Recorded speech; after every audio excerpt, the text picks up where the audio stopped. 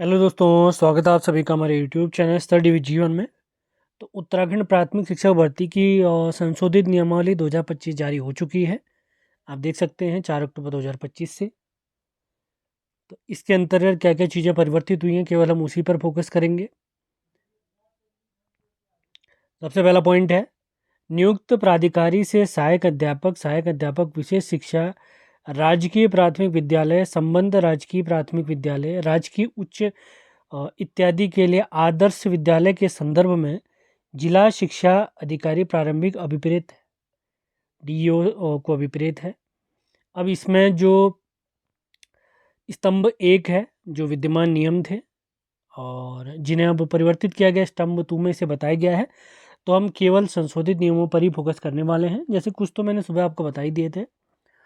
प्रत्येक जनपद के लिए राजकीय प्राथमिक विद्यालय और प्राथमिक विद्यालय एवं राजकीय आदर्श विद्यालय के प्रधानाध्यापकों को सेवा का एक संवर्ग होगा। इसके अलावा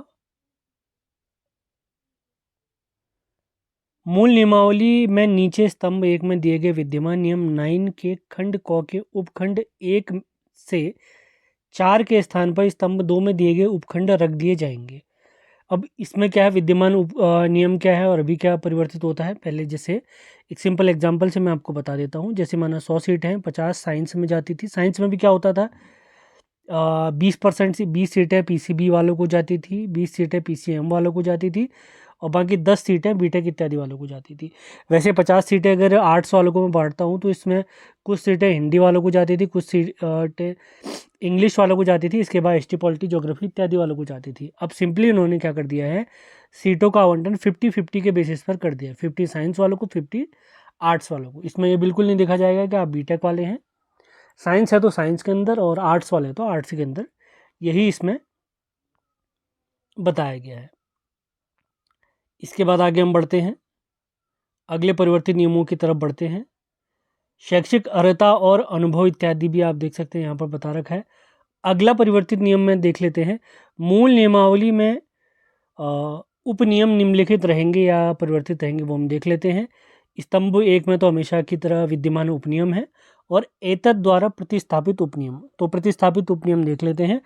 जिला शिक्षा अधिकारी प्रारंभिक शिक्षा जनपद की संकलित रिक्तियों को जनपद स्तर पर समाचार पत्रों में विज्ञापन प्रकाशन कर विहित प्रशिक्षण अर्हता रखने वाले अभ्यर्थियों से आवेदन पत्र आमंत्रित करेंगे तथा विज्ञापन के अनुसरण में प्राप्त आवेदक पत्रों को जो विहित मतलब जो भी एलिजिबिलिटी मांगी गई है, विहित शैक्षिक अर्हता रखते हों कि श्रेष्ठता क्रमानुसार सूची तैयार करेंगे।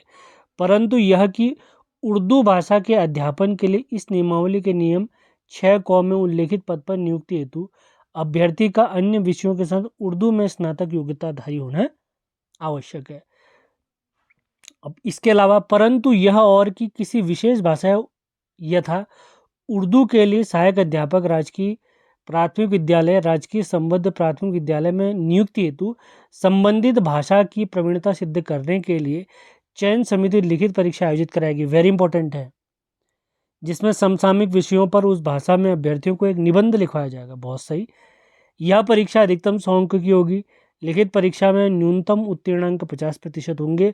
50% से कम अंक प्राप्त करने वाले अभ्यर्थी की नियुक्ति हेतु पात्र नहीं माना जाएगा। अगर किसी विशेष भाषा से आप आते हैं, जैसे उर्दू का एक एग्जाम्पल यहाँ पर दिया है। आगे बढ़ते हैं।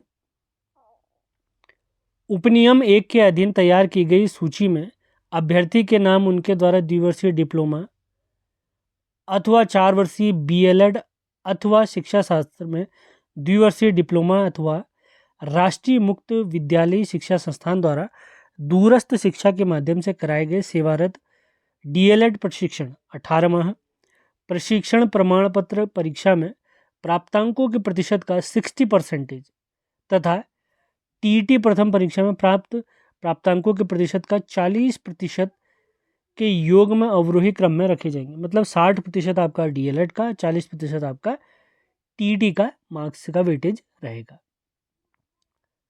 इसके अलावा और क्या कहा गया है, परंतु यह कि उत्तराखंड राजकीय प्राथमिक विद्यालयों में मानदेय पर कार्यरत ऐसे शिक्षा मित्र औपबंधिक रूप से सहायक अध्यापक प्राथमिक के पद पर दिनांक 31/3/2019 को कार्यरत शिक्षा मित्र अथवा जो नियुक्ति प्राप्त हो को शिक्षण अनुभव के प्रतिवर्ष 1 अंक के अनुसार किंतु अधिकतम 12 अंक प्रदान किए जाएंगे एवं अनुभव के कुल गुणांकों को शैक्षिक और प्रशिक्षण के आधार पर प्राप्त गुणांकों के साथ जोड़ते हुए श्रेष्ठता सूची में सम्मिलित किया जाएगा।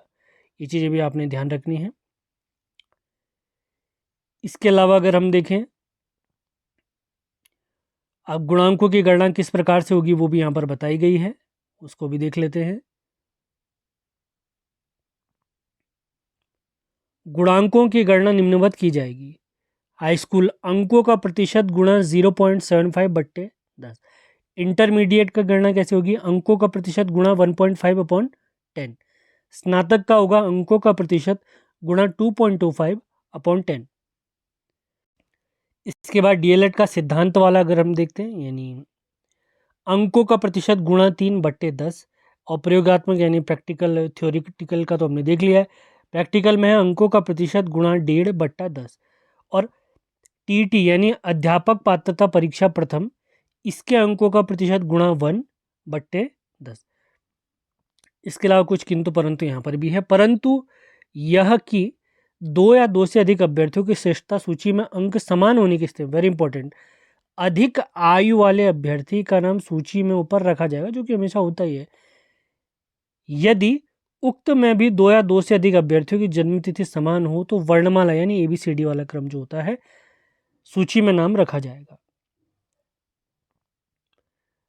बाकी वेतनमान इत्यादि का क्या है? साधारण वेतनमान इसमें ग्रेड 3, चयन वेतनमान ग्रेड 2, प्रोन्नत वेतनमान ग्रेड 1 इत्यादि आप देख सकते हैं। यहाँ पर digitally signed by Ravinath Raman ji का यहाँ पर साइन भी है।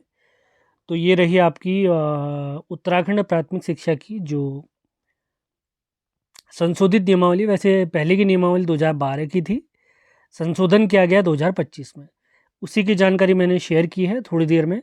इसकी PDF आपको हमारे टेलीग्राम चैनल और व्हाट्सएप चैनल पर भी प्राप्त हो जाएगी, जिनके लिंक इसी वीडियो के डिस्क्रिप्शन में दिए गए हैं।